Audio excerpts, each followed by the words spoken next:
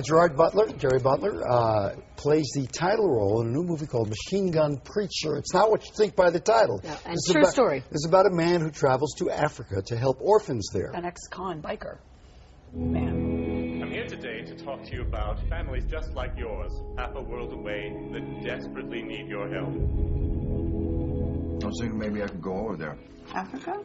Reckon they can do with all the help we can get. I want to go into Sudan this weekend. Need someone to show me around. This is a war zone. If you stay here, you're going to get killed. Is Jerry here? Well, he's here, but he's somewhere, but he can't hear us. So can I interview you instead as we wait for Jerry Butler? Well, listen, I just heard an hour of Jerry on Howard Stern. I could probably answer any question about Jerry's life. Ah, there he is. There he is. Hello. That was a great appearance, by the way, Jerry. Thank you.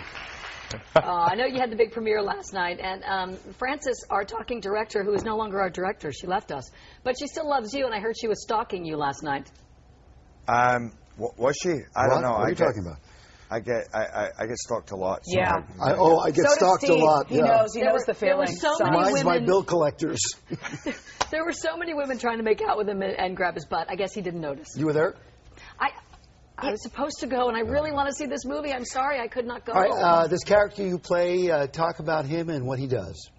So it's based on a true story, and I play a man called Sam Childers, who was he was a criminal, he was a drug addict in Pennsylvania, you know, a biker, kind of bad as they come, who then reached rock bottom, and he found God, and ended up down in Sudan, of all places, and witnessed some of the atrocities and just savagery there. And it changed his life. He took it upon himself to build this orphanage to defend the kids.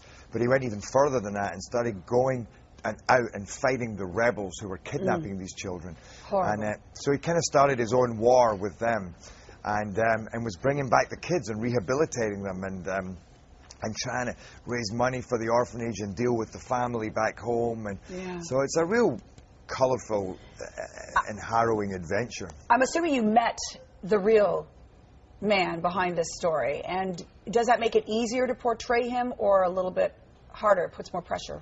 No, maybe it puts more pressure, but you know, in the long run, without a doubt, makes it much easier. Just for me, just to for anybody, I think, just to spend time with the character and hear them talk about their experiences and look in their eyes and see how they feel about things and see how they react to things and see where they cover things up or see where they get emotional and see where they can laugh about things. And you know, for instance, that's a big thing that I learned about Sam, is he has a great sense of humor, you know, a real sparkle in his eyes, real twinkle with a toothpick in his mouth, and just, you know, a very charismatic man, and yet you know where he's been. I mean, this is a guy that goes into the bush, AK-47s, you know, and has been under so many attacks.